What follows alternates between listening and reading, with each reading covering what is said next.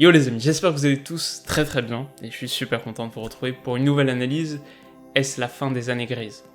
Alors que 11 saisons séparent l'OL de son dernier règne, la décennie a été terne d'abord, puis progressivement dorée par les lumières de l'académie. Aujourd'hui une page se tourne. Lyon est riche de talent et de moyens, Lyon est ambitieux, à nouveau, à l'image de ces Brésiliens, Lyon veut plus désormais, et Lyon peut plus sans doute, mais le football pardonne mal les erreurs de vision. Et l'été, crucial, pose question, l'OL a-t-il fait les bons choix pour briller cette saison?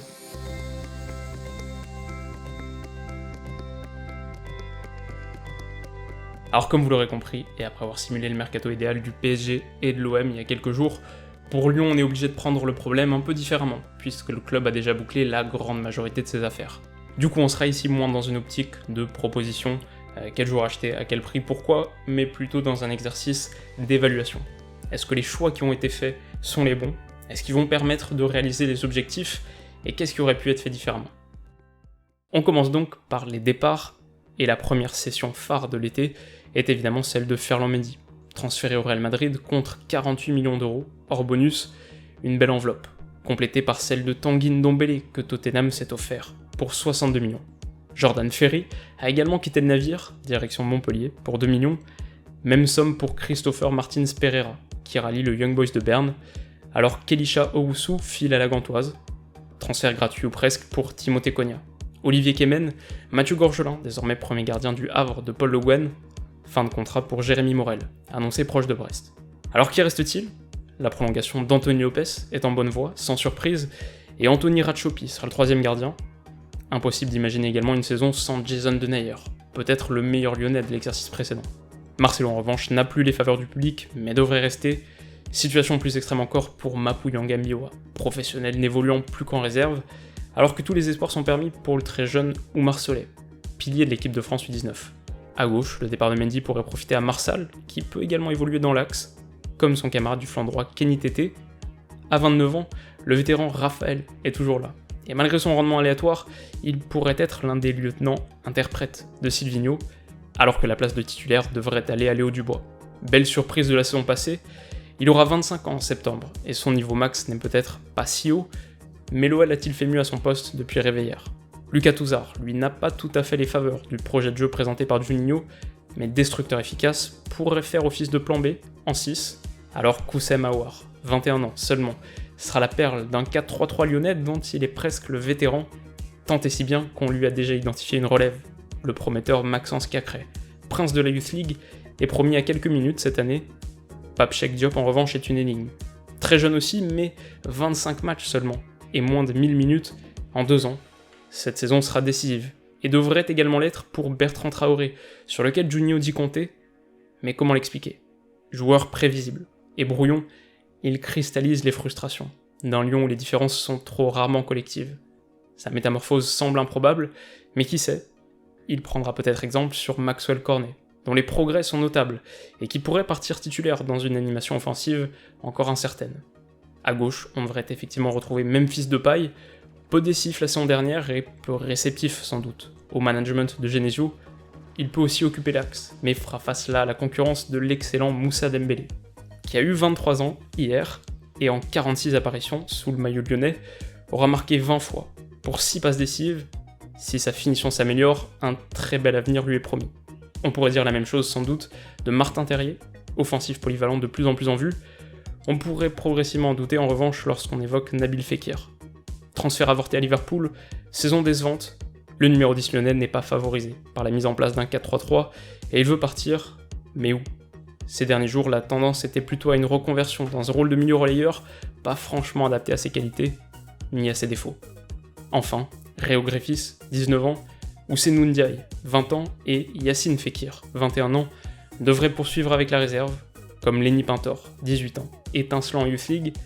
Attention en revanche au retour d'Amine Gouiri, 19 ans, déjà 6 apparitions en Ligue 1, touché au ligament croisé l'année dernière, il revient pour exploser. Du côté des arrivées enfin, beaucoup de mouvements. Cyprien Tatarusanu est arrivé libre en provenance de Nantes et sera à 33 ans une doublure de qualité, alors que le très jeune héritier de Yonge a signé un contrat aspirant. Juninho avait un œil sur la pupille de Flamengo, Jean Lucas, milieu polyvalent solide et technique qui a eu 21 ans fin juin il rallie l'OL contre 8 millions d'euros, quasiment la même somme que pour Youssouf Koné, latéral gauche lillois venant compenser le départ de Ferland Mendy. L'acquisition de Thiago Mendes, en revanche, s'est faite au prix fort. Et à 27 ans, il symbolise le nouveau virage d'un OL conquérant, ne rechignant plus à casser sa tirelire. Artisan majeur de la superbe saison des Dogs, joueur complet et doté d'un fort volume, il devrait évoluer au fameux poste de sentinelle technique, voulu par Silvinho. Derrière lui, Joachim Andersen, défenseur central danois de 23 ans, est plus un axial d'impact que de couverture, mais son jeu au pied calibre élite en fera un atout clé en possession. Pour 24 millions hors bonus, il forme aux côtés de Jason Denayer une charnière jeune, mais prometteuse. Enfin, quelques autres arrivées plus ou moins notables, retour de prêt pour Boubacar Fofana, 20 ans, alors que Nicolas Fontaine, 19 ans, arrive depuis Leipzig. Premier contrat pro pour Titouan Thomas, 17 ans, grand espoir de l'académie. Premier contrat pro également et surtout pour le prodige Ryan Cherki. 2 fois surclassé, plus jeune buteur de l'histoire de la Youth League, craque en puissance. Surdoué, Cherki a, tenez-vous bien, 15 ans. Il en aura 16 en août. Pour les formateurs lyonnais interrogés, il est le plus grand talent que le centre ait connu. Et si la suite du récit est à la hauteur de Linky Pete, l'OL vient peut-être de réaliser un coup dont on n'a pas fini d'entendre parler. Alors du coup, comment évaluer tout ça ? Déjà, il faut revenir sur les objectifs de l'intersaison. Et on peut estimer que le maintien de l'ossature en était un, que l'achat d'un partenaire pour Denayer en était un autre fondamental. Il fallait trouver un 6 technique pour satisfaire au projet de jeu de Silvinho. Il fallait pallier aux départs éventuels, donc aux trous laissés dans le 11 type, et il fallait obtenir la signature du très convoité Ryan Cherki. Alors à voir si la promesse de Joachim Andersen sera suivie des faits, mais sur le papier au moins, le second objectif est rempli, t'as posé 24 millions d'euros sur un central, t'as aussi trouvé ton 6 technique. Alors il y aura de l'acclimatation, parce que Mendes est plus habitué à jouer soit dans un double pivot, soit relayeur, un cran plus haut, mais on peut estimer qu'il a les qualités pour. La signature de Cherki, elle, est acquise. On est en droit d'être un peu plus mitigé en revanche concernant la limitation des ventes et les départs compensés. 2 membres majeurs du 11 sont partis, et leurs remplaçants poste pour poste sont plus des interrogations intéressantes que des affirmations sonnantes. Youssouf Koné peut-il franchir le pas ? Comment s'adaptera le très jeune Jean Lucas ?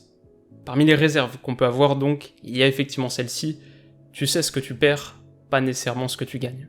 Et sans les contrôles orientés d'Ndombele, sans les percées fulgurantes de Mendy, tu sacrifies effectivement les 2 mecs qui, grâce à leurs différences individuelles, sauvaient Genesio, et limitaient l'impact néfaste d'un projet collectif peu construit. Et puis l'autre point d'interrogation majeur à mes yeux, c'est peut-être l'animation du secteur offensif, où tu pars sur l'idée d'un 4-3-3, mais où la plupart de tes atouts sont meilleurs dans l'axe. Memphis, par exemple, n'est pas un pur joueur de côté. Malgré ses arabesques et son goût pour le dribble, il n'est pas très tranchant. Manque d'accélération et d'explosivité. En revanche, c'est un bon finisseur. Il a du bagage physique et une très bonne frappe de balle. On se souvient que son rendement optimal était en tant que second attaquant, dans un 4-4 de losange, aux côtés de Traoré, c'était en fin de saison 2017-2018, Traoré qui lui aussi avait finalement montré plus de promesses dans ce rôle que cantonné le long de la ligne de touche. T'as aussi Martin Terrier, qui fonctionne à gauche et plutôt bien, mais qui dit lui-même être plus à l'aise dans l'axe, notamment dans un rôle de soutien, aux côtés de Moussa Dembélé, qu'il connaît très bien. Il y a une vraie complicité entre les deux qui est liée à leur parcours en équipe de France Espoir notamment. Et puis enfin, évidemment, un 4-4 de losange serait plus adapté à Nabil Fekir. Et s'il reste, il aura du mal à trouver sa place dans l'animation souhaitée par Silvinho. Pour toutes ces raisons, et à l'heure d'évaluer le mercato de l'OL, on peut estimer que le secteur offensif pose encore question. Et si l'on nous a historiquement habitués à une attaque en verve et une défense poreuse, c'est pas impossible que le rapport s'inverse dans une certaine mesure.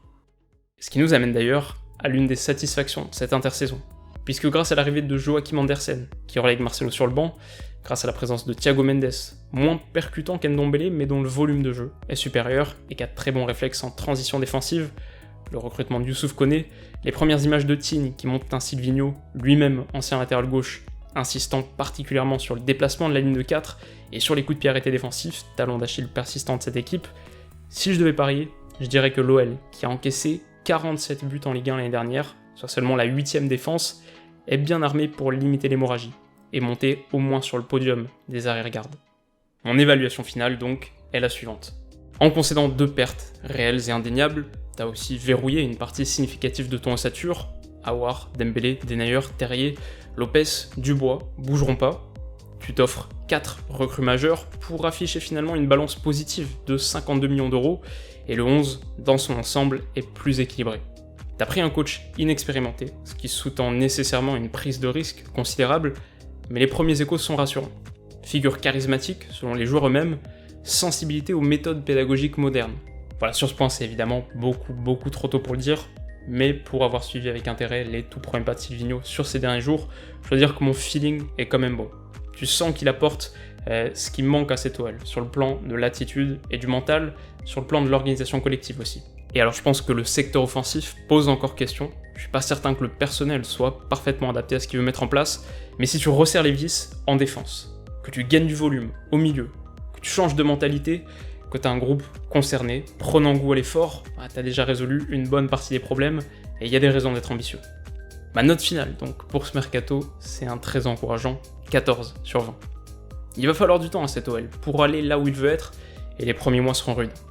Déplacement à Monaco pour le compte de la première journée, réception de Paris pour la 6ème, il y aura des désillusions. Et les fortes attentes précèdent souvent des déceptions, mais le chemin pris est le bon, sans aucun doute. Et aujourd'hui, Lyon grandit, avant d'être grand.